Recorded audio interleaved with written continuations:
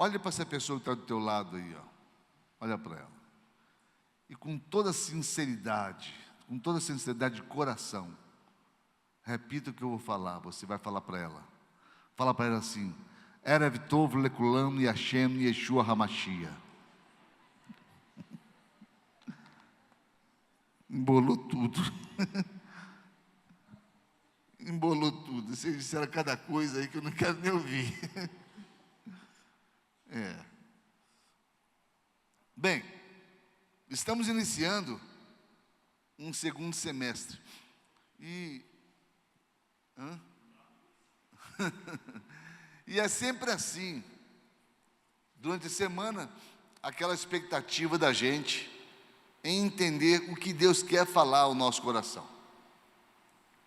E pensando nisso, nós buscamos essa palavra, as várias faces da fé. Porque existem vários tipos de fé. Existe a fé que cura.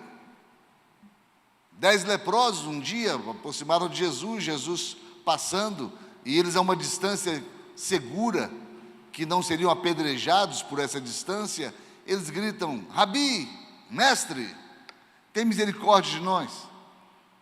E Jesus, olhando para eles, Jesus se move de compaixão por eles e ordena-lhes que vão ao sacerdote, e lá o sacerdote declararia a purificação deles. Mas a cura se deu naquele instante em que eles creram. E eles saíram, e debaixo daquela fé que eles tiveram no que Jesus falou, eles se sentiram curados. E a fé que cura alcançou o coração dos 10. Mas um deles voltou. Um deles voltou e se prostrou dessa feita aos pés de Jesus, porque já não era mais leproso, estava curado, podia se aproximar de Jesus a menos de 21 metros, e ali ele se agarra aos pés de Jesus e chama Jesus não mais de Rabi, não mais de mestre, mas Roquírios, que quer dizer Senhor da minha vida. Jesus deixou de ser mestre para ser Senhor. E ali ele alcança a fé que salva, porque Jesus fala para ele: vai, a tua fé te salvou. Quantos de nós ainda mantemos o olhar no Jesus Rabi, no Jesus mestre, aquele que vale a pena ser admirado? Quantos de nós admiramos Jesus, né? Quem admira Jesus aqui? Levanta a mão. Amém. Mas isso não é o suficiente, admirar Jesus, porque enquanto você admira Jesus, você o faz de longe. O Jesus mestre, aquele com o qual você não tem responsabilidade alguma, é aquela pessoa admirável, é aquela pessoa da internet, aquela pessoa que você ouve 1, 2, 3 vezes, e você admira a sabedoria, você admira a cadência de raciocínio, você se parece, ou quer se parecer com aquela pessoa, mas você não conhece nada da vida dele. E se você passa mal durante a noite, pela madrugada, e você ligar para ele, ele não vai atender o telefone, porque ele é apenas admirado por você, vocês não têm um relacionamento profundo. Pessoas admiradas não são pessoas amadas. Paulo Henrique não está aqui, mas eu lembro uma paciente dele, ele pediu que eu fosse orar por ela, e era uma adolescente, e ela tinha no pescoço assim, uma tatuagem de um ídolo do rock. E eu perguntei para ela: você sabe qual é a idade dele? Do seu ídolo do rock? Falou: não. Falou assim: olha, eu quando vi essa tatuagem no seu pescoço, enquanto o Dr. Paulo Henrique conversava com você, eu entrei na internet aqui e fui pesquisar. Ele tem 67 anos. Você deve ter uns 12, 13. Quando você tiver 23, muito provavelmente ele já terá morrido pelas overdoses da vida que ele faz por aí. E ele terá deixado de existir. E você vai carregá-lo para o resto da vida. por ter ouvido 2, 3 músicas dele, mas certamente ele nunca vai saber que você existe. E de repente você admira alguém que é inalcançável. Com Jesus não precisa ser assim. Nós não precisamos ter um Jesus que cura somente. Nós não precisamos ter um relacionamento distante desse Jesus. Nós podemos ter um relacionamento íntimo com Ele e deixar de ser rabi da nossa vida ou mestre da nossa vida para se tornar o Senhor da nossa vida, para se tornar aquele a quem servimos com amor e com dedicação. E é esse Jesus que eu quero falar nessa noite, sobre esse Roquírios, aquele que não é somente admirado, mas aquele que é seguido. Na linguagem de hoje, lá em Romanos 10, 17, diz assim: portanto, a fé vem por ouvir a mensagem, e a mensagem vem por meio da pregação a respeito de Cristo. Na Revista Atualizada fala assim: e assim a fé vem pela pregação, e a pregação pela palavra de Cristo. Em uma outra tradução, Revista Corrigida, diz assim: de sorte que a fé é pelo ouvir, e o ouvir pela palavra de Deus. Não é ouvir a palavra, é ouvir através da palavra. Os 3 concordam nisso.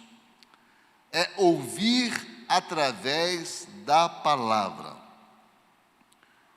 Deixa eu fazer vocês pensarem um pouquinho para a gente poder entrar a fundo nesse tema. Não é ouvir a palavra, é ouvir a mensagem que a palavra te mostra. Porque tem gente que pensa que, é ouvir a palavra, eu vou comprar aí uma Bíblia falada, e vou colocar ali, e vou dormir ouvindo a palavra. E eu já vi gente fazendo isso. Mas não é isso que o texto quer dizer. A fé não vem pela sonorização, não é a sonorização, também não é o intelecto, a compreensão intelectual que vai te gerar fé. A fé vem pelo experimento da palavra, é ouvir a mensagem, é ouvir o que faz sentido na tua vida, através da palavra de Deus. Uma vez eu preguei aqui a respeito de Jesus entrando na intimidade de Cristo, e eu falei que Jesus, ele era novo sem ter sido original. As pessoas não compreenderam a princípio. E eu falei, a originalidade de Cristo estava na palavra. Em tudo que ele falava, ele dizia, está escrito. Ou seja, não era ele quem estava dizendo, a mensagem era dele, mas a palavra já havia sido registrada. Ele falava, está escrito, Jeremias escreveu, está escrito, Isaías 61, está escrito. Então ele veio cumprindo aquilo que está escrito. E o que estava escrito a respeito dele se cumpriu pela mensagem que ele viveu. Jesus ensinou muito mais com as suas atitudes do que com o que ele falava. Ele apenas cumpriu o que estava escrito a seu respeito.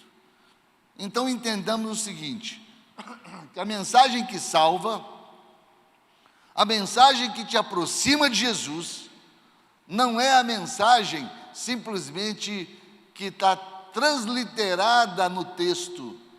Não é isso. É a mensagem que fala ao teu coração.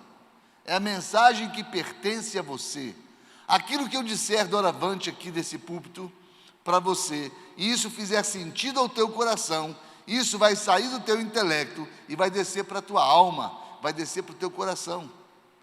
E a palavra de Deus fala, eu guardo no meu coração as tuas palavras para não pecar contra ti. Ou seja, eu deixo com que ela produza em mim reações e ações que sejam pertinentes ao que eu creio em Cristo Jesus. Então a mensagem que salva não é a mensagem lida, é a mensagem experimentada, é a mensagem vivida. Quantos entenderam esse pedacinho, levante a mão e diga amém. Amém. Então vamos lá. Ouvir no grego é akouo. Por exemplo, eu estou falando para vocês estão ouvindo. Nós temos um grupo de surdos aqui, que não estão ouvindo o que eu estou falando. Eles estão ouvindo através dela. Ela está mostrando para eles aquilo que eu estou falando. Então, a fé não vem pelo ouvir, porque senão eles não teriam fé, não é isso?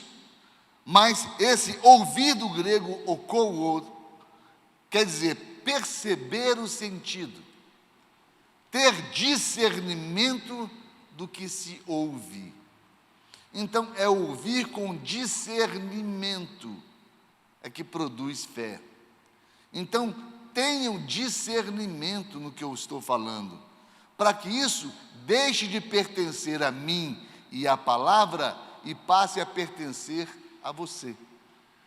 A palavra que vai ser dita vai deixar de ser a palavra do pastor Moisés Romero para ser a palavra sua, a palavra de vida para você, a revelação dada a você.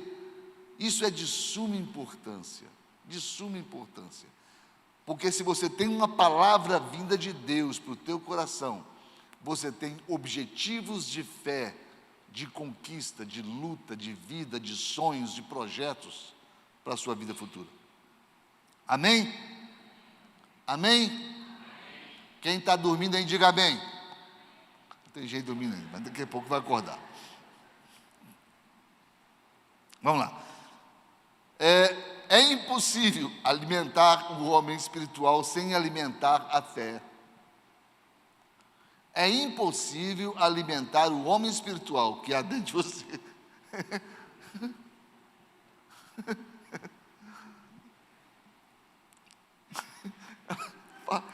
Fala besteira, depois ele continua rindo. É por aí. É por aí, pastor. É impossível alimentar o homem espiritual sem alimentar a fé. Ou seja, o homem espiritual que há dentro de você, ele precisa se alimentar, senão ele morre. E não é pelas vezes que você vem à igreja ouvir a palavra que você o alimenta, é pelas vezes que essa palavra alcança o teu coração e te traz discernimento. Hebreus 11:1 fala: a fé é a certeza das coisas que se esperam. Ora, a esperança é a convicção do amanhã. Então a fé, eu projeto a fé na minha vida futura. Eu acabei de falar para vocês, nós estamos a 182 dias do ano 2024. Faltam mais 182 dias. Nós estamos com um pé no passado e um pé no futuro, nesse exato momento. E eu estou conduzindo vocês a colocar os dois pés no futuro, os dois pés na fé. Sabe-se lá o que vai acontecer nesses próximos 182 dias de 2024 na tua vida? É incerto para todos nós, mas tem que haver uma esperança. Tem que haver uma esperança. Eu volto àquela palavra que eu falei, o olhar que agrada a Deus, né? Quem estava no dia do olhar que agrada a Deus? Olhar para trás com gratidão, olhar em volta com amor, olhar para dentro com arrependimento, olhar para cima com adoração, olhar para baixo e olhar para frente com esperança. Olha, então nós temos dois olhares aqui agora, o olhar para trás com gratidão e olhar para frente com esperança. E olhar para frente com esperança é alimentar a fé. A fé surge quando somos capazes de ouvir Deus falando. É o nosso primeiro tópico. A fé surge quando somos capazes de ouvir Deus falando. Se você conseguir ouvir Deus falando ao teu coração, através da minha voz aqui, você vai alimentar a sua fé. Se você achar que eu estou apenas verbalizando conhecimento, você não vai alimentar a sua fé. Porque a fé é quando você entra no mundo espiritual. A fé é a matéria-prima que Deus te dá para você alcançar as bênçãos espirituais. É uma ponte de acesso. Por ser um instrumento abstrato, temos que entender como alcançar a fé. Preste atenção nisso aqui. Nosso cérebro armazena dados em 2 bancos de dados. O MUC, memória de uso contínuo, e o MUA, memória de uso alternativo. Para você trazer a fé, para gerar a fé, você tem que ter uma memória de uso contínuo sobre a palavra de Deus para a sua vida. Tudo aquilo que de alguma forma participa do nosso cotidiano é MUC, é memória de uso contínuo. Tudo aquilo que não participa é MUA, é alternativo. No Salmo 119:11 fala assim: guardo no meu coração as tuas palavras para não pecar contra ti. Ou seja, eu absolvo as tuas palavras, eu guardo na minha alma, no meu coração. Aí eu aplico nisso aqui aquilo que Davi fala no Salmo 1.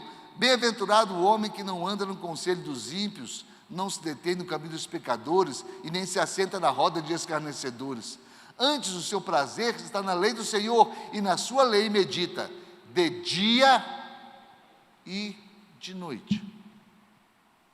Lá em Josué 1:8 fala assim: não cesses de falar deste livro da lei, medita nele de dia e de noite, para que tenhas o cuidado de fazer segundo tudo quanto nele está escrito.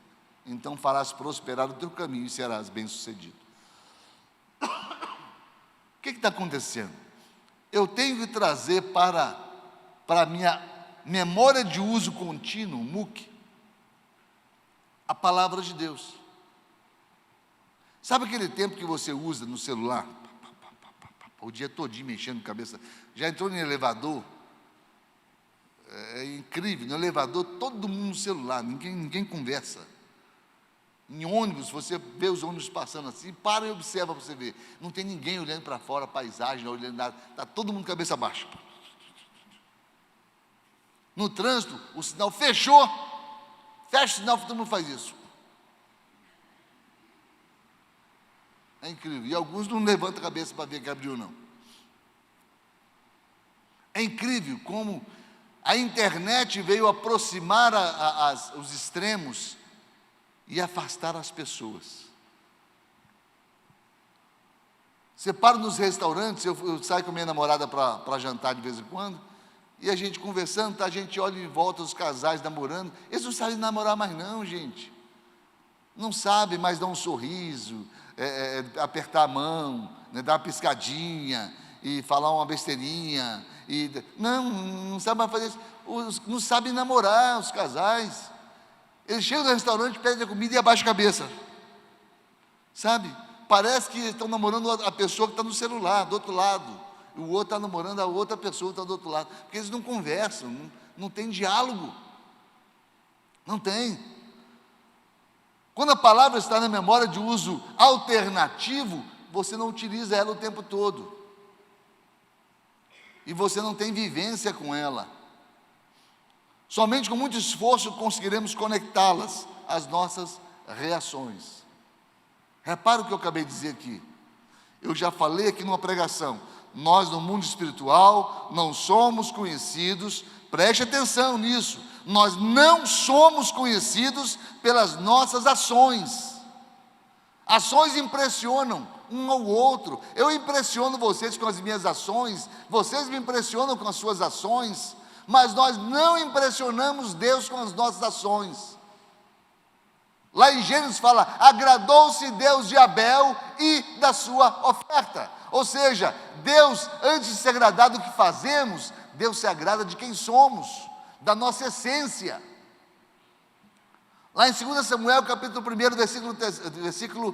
capítulo 3, versículo 1, fala: o jovem Samuel servia ao Senhor. Lá no versículo 7 fala: porém Samuel não conhecia o Senhor.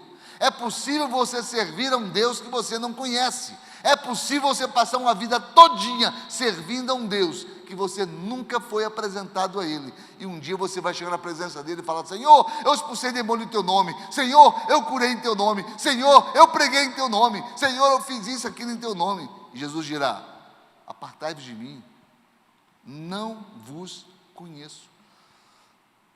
Nunca houve intimidade entre a gente. Por isso é tão importante ouvir a palavra de Deus com toda a constância possível, para que ela possa reger a nossa vida, porque é a constância da busca da palavra que vai jogar ela no teu cotidiano, vai jogar ela na tua memória de uso contínuo. É o muito uso. Por que vocês acham que geralmente um pregador, um pastor, tem mais fé ou tem mais convicção cristã que um membro de igreja? Porque a gente não tira o olho da palavra. A gente está na palavra o tempo todo. E se eu converso com uma pessoa uma hora, tome chuva de Bíblia nela. Porque mesmo que eu esteja conversando sobre os meus negócios, as minhas atividades profissionais, empresariais, momentos contínuos, constantes, a palavra está junto. Não é assim, Evandro? Constantemente, de repente, a gente está fechando um negócio e sucesso. A pessoa converteu. Ué, mas não era para converter, era para fechar negócio. Mas não teve como segurar. Não teve como parar de pregar o Evangelho. Não teve como parar de falar de Jesus. Não tem. Por quê? Porque a palavra de Deus é de uso contínuo. E eu pergunto a você: a palavra de Deus da tua vida é de uso contínuo? Pergunta ao seu vizinho isso.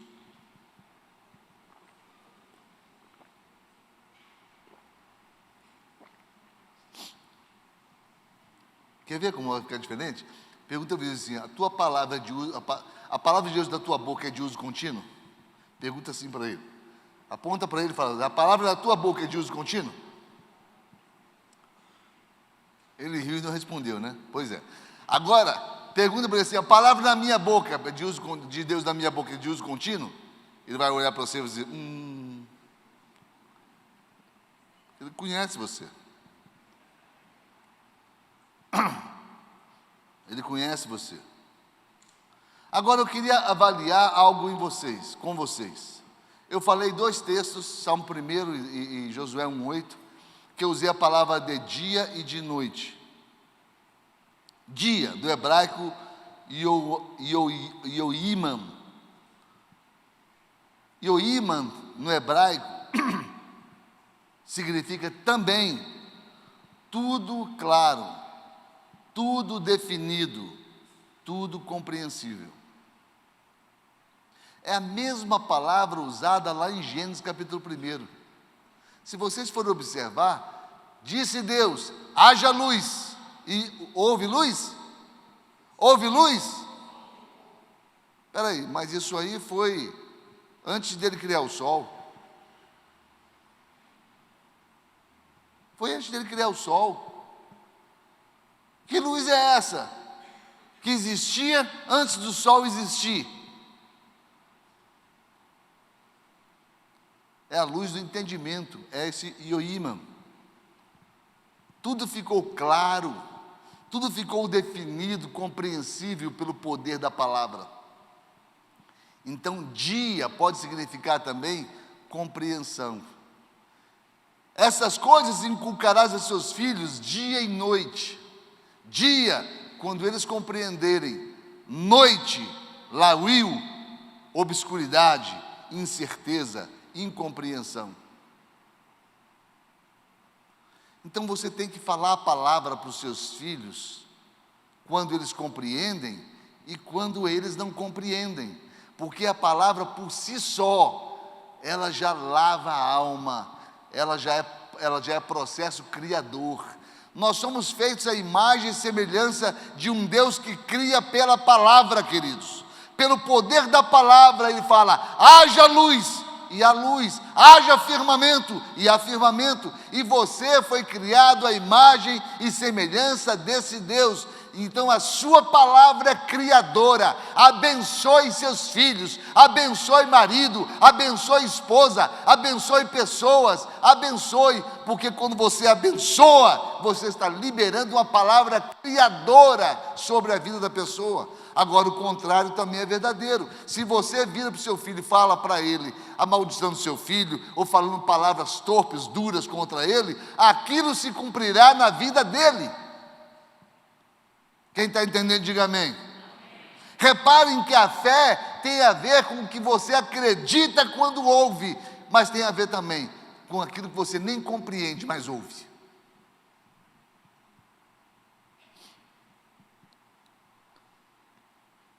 Provérbios fala, assim como o homem pensa, ele é. Então não precisa nem falar. Aquilo que Margaret Thatcher falou, não precisa se complementar. Quando ela falou assim, cuide de seus pensamentos, porque se tornarão palavras.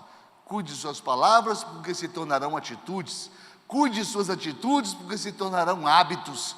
Cuide dos seus hábitos, porque formarão o seu caráter. Então o problema começa lá no pensamento, porque assim como o homem pensa, ele é. Ou seja, cada um vive na luz que recebe, que Abraham Lincoln falou isso aí, e devia estar na Bíblia um negócio como esse. Está só na história. Provérbios 22:6 fala, ensina a criança no caminho, não é o caminho. Você não tem que ensinar a criança o caminho, você tem que ensinar a criança no caminho, é enquanto caminha.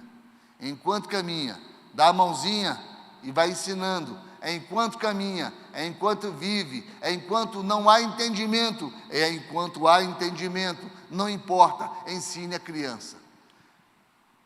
Declare a palavra, declare bênção, profetize, fala. O que é profetizar? É expressar com a voz, expressar com a palavra, anseios do coração, da alma, porque Deus atende aos anseios do nosso coração, sejam eles ditos ou não. Quem está entendendo, diga amém. Quem está dormindo, diga amém. Acordou. Vamos lá.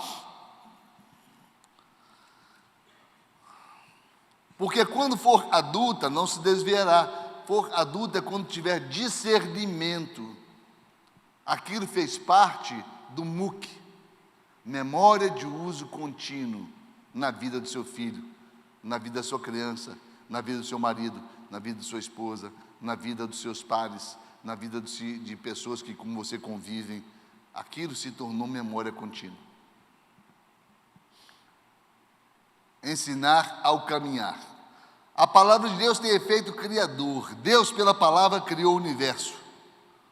Por isso, essa mesma palavra, quando dita com fé, tem efeito criador. A palavra não está sujeita ao tempo ou ao espaço, pois Deus não está sujeito às leis que regem o universo. Deus diz que ela, a palavra, nunca volta para ele vazia. Sempre compete a ela realizar aquilo para o que tenha sido destinada. Por isso aconteça o que acontecer, a palavra se cumpre quando dita com fé. Interessante isso aqui. Há aqui uma lembrança de que nós temos compromisso com a palavra falada. Nós cristãos, principalmente, temos um compromisso com a palavra falada, porque ela vai formar no coração de quem ouve uma estrutura de fé. Eu lembro, a gente estava numa outra igreja, e ela tinha residências vizinhas, e tinha uma vizinha que não gostava muito do culto. Eu acho que ela não gostava da minha voz, não sei porquê, mas a gente começava a pregar, começava a entrar fumaça pelo respirador do ginásio que a gente ocupava. Quem lembra disso? Quem lembra disso? Parecia que estava incendiando, né, Mary? Aquela fumaça entrando. Aí o irmão, curioso, falou: rapaz, mas que fumaça é essa? Aí subiu no muro, e olhou, estava a vizinha queimando um pneu, borracha, e com um ventilador jogando para dentro da igreja. Espírito de porco, né? Ela achava que com aquilo a gente ia parar de falar. Bem, eu sempre parava um pouquinho o culto e realmente estendia a mão sobre o outro lado, pedia a igreja para todo dia para estender e abençoar a vida dela. Senhor, nós abençoamos essa família, Senhor.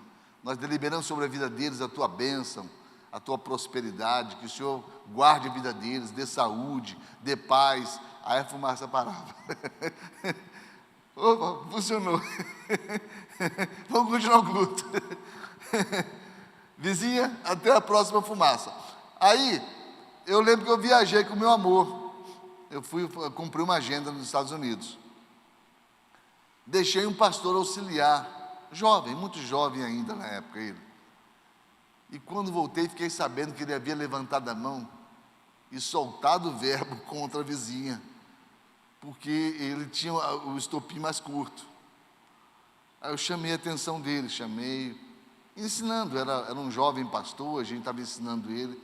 Eu falei: nunca, nós não fomos chamados a amaldiçoar ninguém, a igreja não tem palavra de maldição. Você pode se sentir prejudicado o quanto você se sentir, mas você nunca deve levantar uma voz de maldição a ninguém, porque a nossa boca é uma boca especial, a nossa boca é uma boca criadora. Nós cristãos, que temos o Espírito Santo de Deus dentro da gente, nós temos a percepção do poder da palavra. Então nós não podemos nunca emitir nenhum conceito negativo sobre A, sobre B. Nós temos que vigiar, nos policiar. Lá em Isaías 55, 11, fala assim: assim será a minha palavra que sair da minha boca, não voltará para mim vazia, mas fará o que me apraz, e prosperará naquilo para que a designei, diz o Senhor. Alguém já ouviu Deus falando? Você já ouviu? Pela madrugada, Deus falando: meu filho, levanta e toma um copo de água. Não. Você sente vontade de tomar água, levanta e vai, mas você não ouviu Deus falando. Então Deus fala assim: não voltará para mim vazia, fará o que me apraz, porque a palavra que sair da minha boca. Espera aí, Deus não fala de forma audível, não sempre. Eu até acredito que fale. Eu já tive experiências tremendas com o sobrenatural de Deus, mas não fala normalmente. Então, nós somos a boca de Deus. Quando cremos na palavra dele, nós somos a boca de Deus. Marcos 13:31 fala: passará o céu, a terra, porém as minhas palavras não passarão. Não passarão, por quê? Porque a igreja é quem perpetua a palavra de Deus. E o Senhor deixou a igreja para ser a boca dele. Nós somos a agência da misericórdia de Deus nesse mundo. E a misericórdia de Deus é proclamada pelo poder da palavra. Esse mundo não foi destruído ainda, não está ainda no caos, devido à presença do Espírito Santo de Deus através da igreja do Senhor Jesus. Eu creio nisso. Salmo 139, 23 fala: ó Deus, examina-me e conhece o meu coração, prova-me e conhece os meus pensamentos. Ainda a palavra não me chegou à boca, mas o Senhor já conhece todas elas, porque é Deus quem determina. Então o primeiro passo, queridos, transforme a palavra de Deus num hábito constante, contínuo, incessante e dioturno, dia e noite, dioturno na sua vida. Busque a palavra de Deus dioturnamente. Aproveita que você gosta de olhar no celular, coloca a Bíblia dentro do celular e lê a Bíblia pelo celular. Já que você vai olhar para o celular mesmo, lê a Bíblia. Entenda o que a palavra de Deus fala ao teu coração. Busque fé através dela. Segundo, a fé faz com que a pessoa se comprometa. A fé faz com que a pessoa se comprometa. Existe no comportamento humano algo que a psicologia chama de psicoadaptação. O que é isso? Por meio dela podemos compreender as causas que conduzem o ser humano a ser um eterno insatisfeito. Porque tudo aquilo que você psicoadapta deixa de fluir em você os mesmos sentimentos que você sentiu da primeira vez que você experimentou aquilo que te gera prazer, satisfação, alegria, etc. Cada vez que o mesmo estímulo se repete em nossas vidas, nós nos psicoadaptamos a ele e assim diminuímos a sensibilidade, a emoção que sentimos por ele. Você comprou um carro novo, o primeiro dia é maravilhoso, é uma sensação muito gostosa, né? E no segundo dia já diminui um pouquinho, vai diminuindo, você vai se psicoadaptando. Isso é assim. Quer ver um teste? Amor, eu te amo muito. Ela ficou felizinha. Um dia ela pulava de alegria quando ela ouvia isso. Há 42 anos atrás,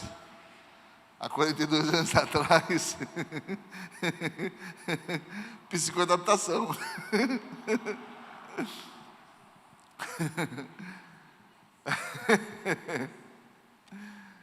Interessante isso, esse exercício é o seguinte: nós temos toda a felicidade do mundo, nós temos ao nosso alcance a coisa mais importante do mundo, que é o amor, é a compreensão, é a convivência, mas a gente psicoadapta. Olha só, lá vem a bronca, olha só.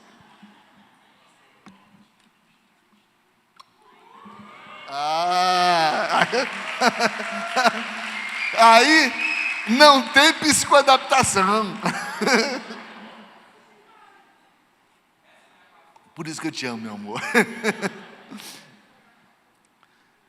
Interessante, amados, que a gente fica brincando, mas uma coisa que a gente luta no relacionamento conjugal, nós temos 42 anos de casados, e uma coisa que a gente luta no relacionamento conjugal é não deixar cair na rotina. Aquelas 4 bases sobre o casamento que eu falo, que são os 4 maiores inimigos do casamento, que são respeito mútuo, porque quando diz respeito alcança um casal, o amor já foi embora há muito tempo. Quando o desrespeito entra pela porta, o amor já saiu pela janela há muito tempo. Respeito mútuo. Romantismo. Há quem diga, romantismo é tão importante assim? É ele quem mantém o relacionamento.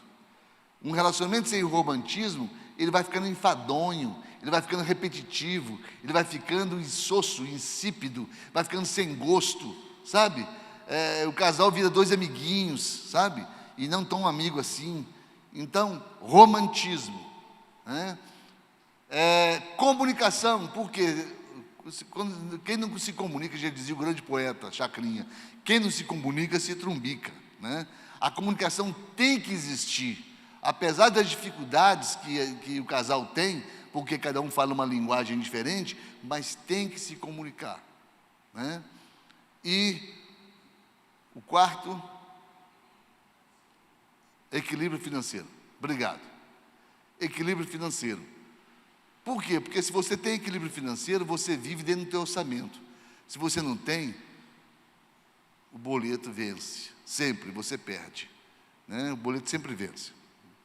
Mas vamos lá. A repetição do mesmo elogio, da mesma ofensa, mesma paisagem, mesma tela de pintura, mesmo carro, faz com que a emoção se psicoadapte e perca a capacidade de reação. As mulheres sabem disso. Quando compram um vestido novo, ele é tudo, né? Mas usou a primeira vez, ele vira nada, né? E o marido se trumbica, porque tem que comprar outro novo, porque a psicoadaptação chegou. Quando somos acometidos de uma dor muito intensa em nossas emoções, como por exemplo a perda de um ente querido, o dia a dia vai nos psicoadaptando. Não é que a dor diminuiu, mas você se psicoadaptou a ela.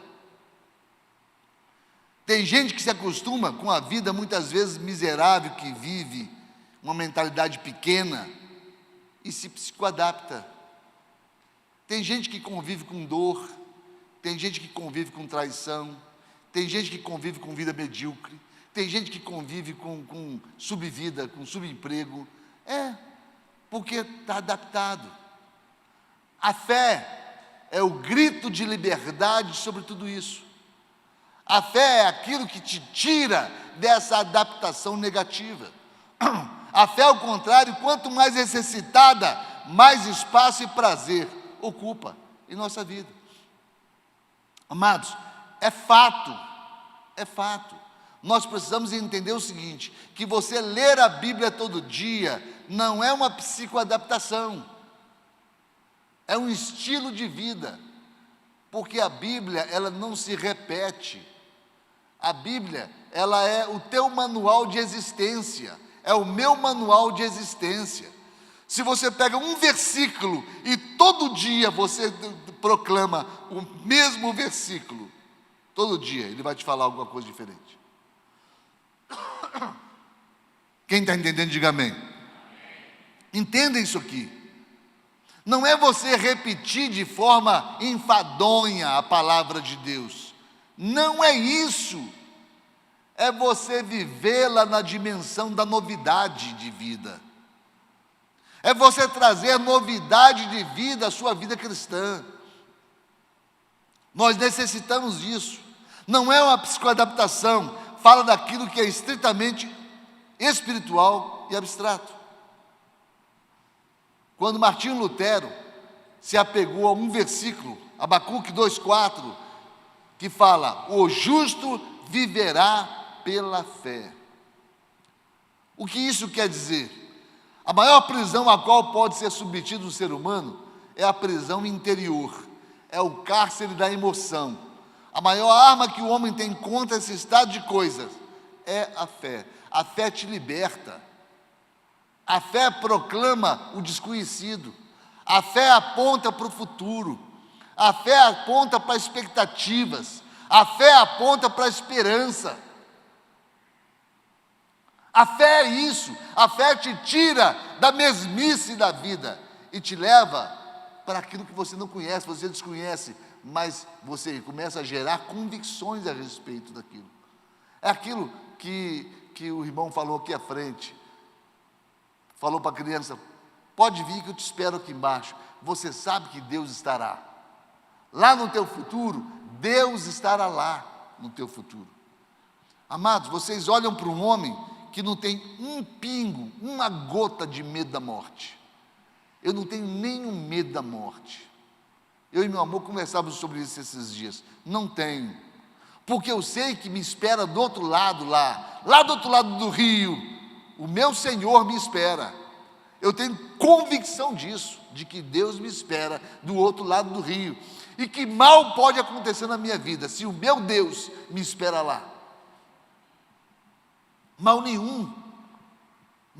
É essa convicção que nós devemos ter. A fé é essa convicção que te leva para o desconhecido, te leva para o inesperado, para quem não tem fé, mas a você ela alcança com convicção.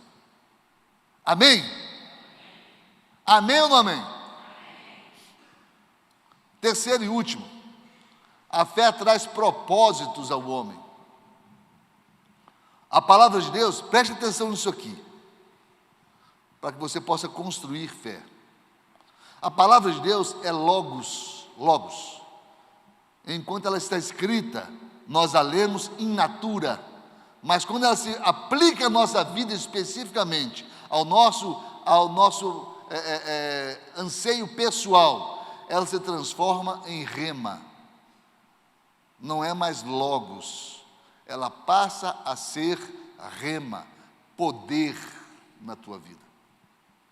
É necessário que ela seja plantada no coração para trazer rema. Enquanto ela está aqui no teu intelecto, ela é logos. Quando ela desce para o coração, ela se transforma em rema, em poder de Deus sobre a tua vida. Poder. Vou resumir bem, mas eu preciso contar essa historinha para vocês.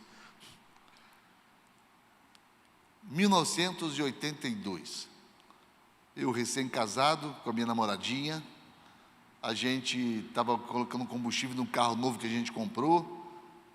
Vocês acreditem ou não, vou falar algo aqui que vocês vão duvidar, mas é verdade que eu vou contar. O carro tinha vidro elétrico. Não é brincadeira não, sério, vocês estão rindo? Tinha vidro elétrico, era um Del Rey Guia, era um carrão, né, meu amor? Um Del Rey Guia. Cheguei em casa, mostrei, vem cá, meu amor, vem cá, corre aqui, você vai ver uma coisa. Entrei no carro, liguei o carro, falei, presta atenção, hein, presta atenção. Ela falou, está brincando? Tinha vidro elétrico. Nós paramos no posto de gasolina, montamos, encher o tanque, a gente ia para Brasília. Morávamos em Uruaçu. 2 experientes, a gente, uma experiência tremenda. Eu tinha 22 anos, ela tinha 17. Quando tivemos o Rubens, ela tinha 19, né, amor? A gente brincava de bonequinho com ele, né? A gente não sabia como é que segurava de cabeça para baixo, para cabeça para cima, o que comia, aquele negocinho ali que chorava o tempo todo, né? Era uma maravilha. Aí eu e ela paramos no posto de gasolina, mandamos encher o tanque, íamos viajar para Brasília. Aí uma mulher chegou e bateu no vidro do carro. Na realidade não foi essa batida não, foi essa aqui, ó. Aí eu olhei para o lado, não conhecia a mulher, olhei para ela, aí eu fui testar meu vidro elétrico. Baixei o vidro, né?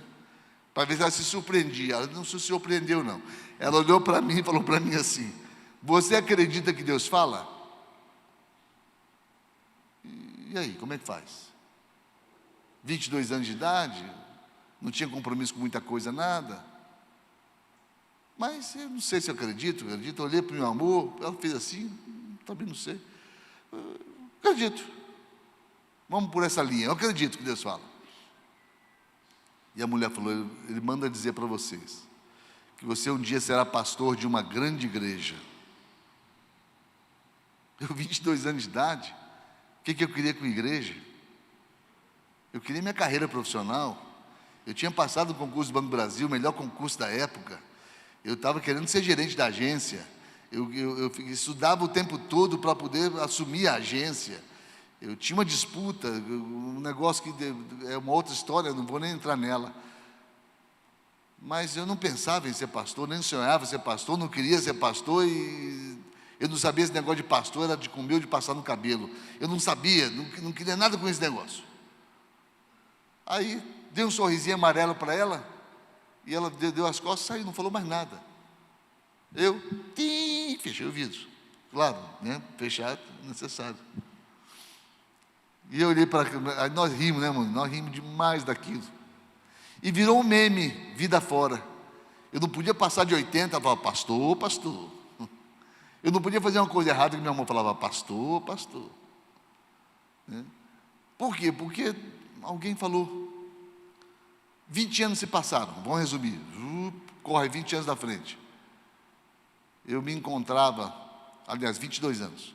Eu me encontrava já fora do Banco do Brasil, já com meu projeto de vida e com uma responsabilidade muito grande junto ao Shopping Flamboyant, em Goiânia. Na hora do almoço da minha casa, tive um AVC isquêmico.